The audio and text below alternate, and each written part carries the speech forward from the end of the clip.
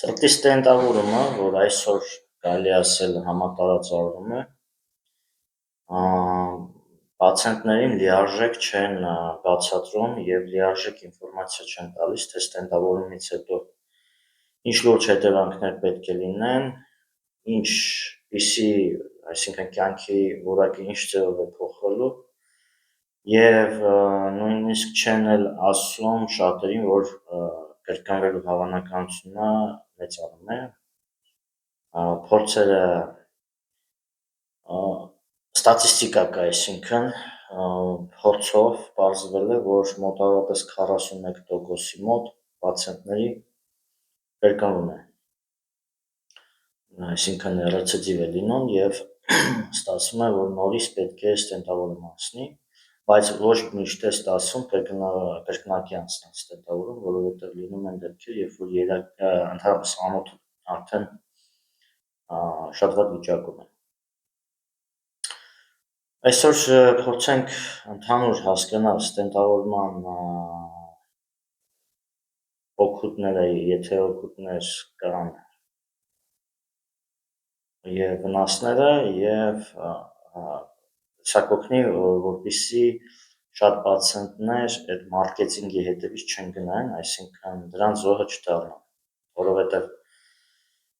ստենտավորումը նաև մեծ վնաս է հասցնում պետությանը, քանի որ պետության բյուջեից է շատերի մոտ օրինակ կան պատվերներ, որ նույնիսկ դեպքեր կան, որ ստենտավորումը ընդհանրապես անհրաժեշտություն չի, բայց քանի որ պետությունը մուծում է, պետպատվերով այդ ստենտավորումը արագացված ձևով արվում է։ Ահռելի գումարներ է գնում, թեկուզ պետպատվերների ժամանակ նույն ձևի և ահռելի գումարներ են ծախսում պացիենտները, բայց վերջնական արդյունքը կարելի ասել նույնն է մնում, այսինքն խնդիրը դուրս չի գալիս, կրկնվում է, մարդիկ կան մի քանի անգամ են ստենտավորվել, բայց դա վերջը չի իրանց կյանքում։ Ուրեմն սկզբից հասկանանք, թե սրտի ստենտավորման մասին է խոսքը սպառազգայում, ուրեմն սրտի ստենտավորումը կատարվում է այն դեպքում, երբ անոթները սխմված են, այսինքն սիրտը սնուցող անոթները,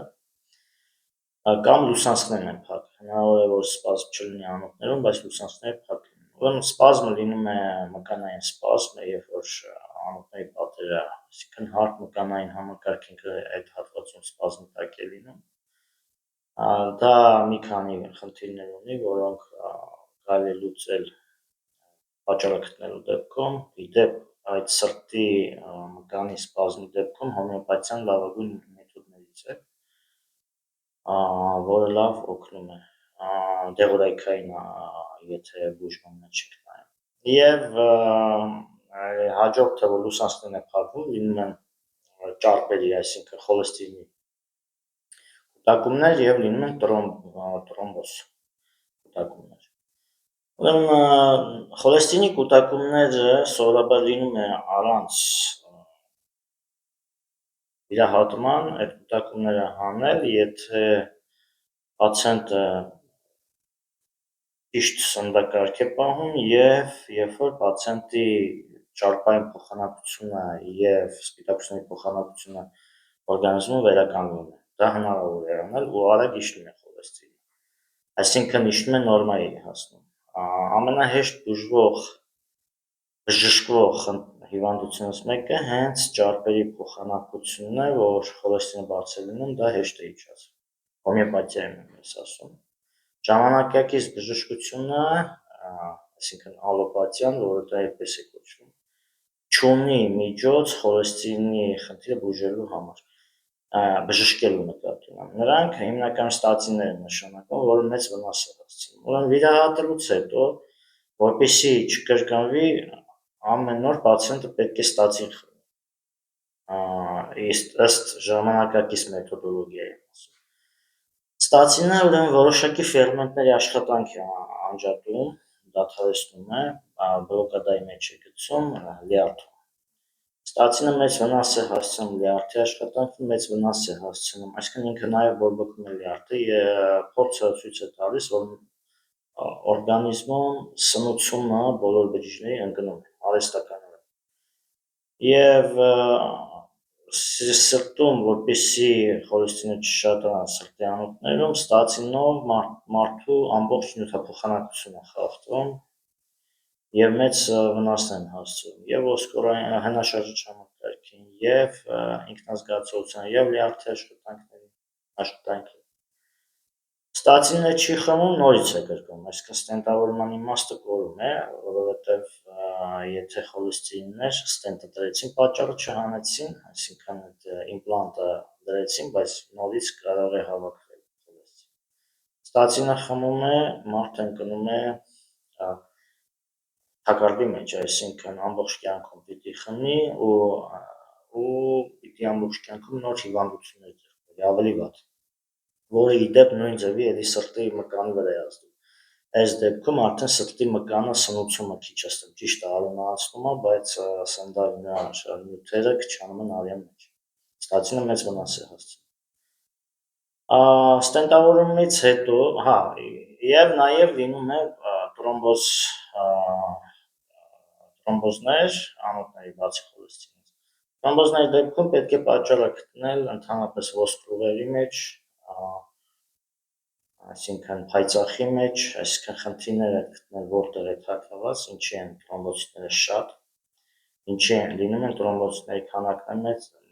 եւ քանակն է շատ լինում եւ չափերը մեծ։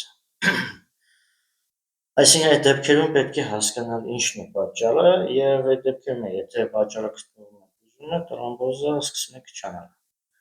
Առանց ստենտավորման, այսինքն ընդհանրապես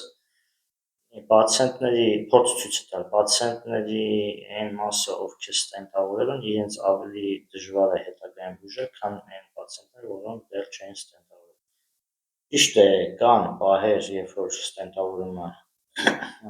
անհրաժեշտ է շատ ծանր վիճակում գտնվող հիվանդներին բայց այդ տոկոսայնությունը այդպիսի հիվանդների շատ քիչ է եթե պացիենտը դիմում է ժամանակին, ապա հնարավոր է իրեն օգնել ավելի արդյունավետ, քան առաջարկում է վիրահատությունը։ Ստենտավորումը ընդհանրապես։ Ու ստենտավորումը ինքը երաշխիք չի, որովհետև ես պացիենտներ գիտեմ, որ 3 անգամ են արել մարդը, 4 անգամ, ու իրա վրա եթե նայում եք իր հետազոտությունները, այսինքն դա վերջը չի, այսինքն չեն բուժել, այդ մարդու մոտ բոլոր պրոցեսն է սխալ են գործում ու գալու է մի պահ, որ ընդհանրապես չեն կարողանալ ստենտավորել, որովհետև անոթների պատերն է, երբ որ օրգանիզմը խախտում է խորքային է, այսինքն աշխատանքները, պրոցեսները խախտված են, անոթների պատերներ են բարակում։ Մի բան պահ կարող է գալ, այսինքն ստենտը դնեն ու անոթը պարտադրվի։ Ու տես դեպքերը շատ կան, դրա համար ստենտավորումների ժամանակ կողմնակի ազդեցությունների մասին շատերին չեն ասում։ Կողմնակի ազդեցություններից են ինֆարկտ, այսինքն ստենտավորումից հետո ինֆարկտ կարող է ստանալ պացիենտը։ Արյան ճնշումը բարձրանում է, այսինքն ստենտավորումից հետո արյան ճնշումը ավելի է բարձրանում, քան մինչ այդ էր, այսինքն քրոնիկ հիպերտոնիա է առաջանում։ Ստատինները միշտ պիտի խմի, որը վնասում է ամբողջ օրգանիզմի պրոցեսներին լիարդի աշխատանքին։ Դա է կողմնակի ազդեցություն։ Կարող է կրկնվել, այսինքն նաև այդ եթե ցանց է տրված, այդ ցանցի մեջ կարող են հավաքվել տրոմբոցիտներ, այսինքն տրոմբոզ կարող է առաջանալ, այսինքն տրոմբոզը ավելի կարող է շատանալ։ Դրա համար նորից արյունը ջրիկացնող դեղորայքի նշանակում, էդ էլ է մեծ վնաս է հասցնում արյան քանակի բաղադրության վրա մեծ վնաս, որովհետև օրգանիզմը ինքը պետք է արյան բաղադրությունը ապահովի կարգավորի։ Երկրորդը դա էլ է մեծ վնաս հասցնում լիարդին, այսինքն բորբոքում է լիարդը, բորբոքում են դռներակը։ Ու ինչ ենք ստացվում, որ փոխանակ անոթները բուժվեր, անոթների վիճակը կարգավորվեր, դնում են ստենտը, տալիս են հավելյալ հաբեր, որոնք ամբողջ կյանքը պետք է մարդը խմի, որոնք առաջացնում են նոր հիվանդություններ։ Ես ճիշտն ասած, այստեղ բուժման տրամաբանությունը չեմ հասկանում։ Ցավոք, այսօր մեթոդոլոգիան այդպես է ու պացիենտներ շատերը գնում են դրան առանց իմանալու հետագա պատուղների մասին։ Որոշ դեպքերում անհրաժեշտ է, բայց շատ քիչ տոկոսների դեպքում։ Եվ այն, որ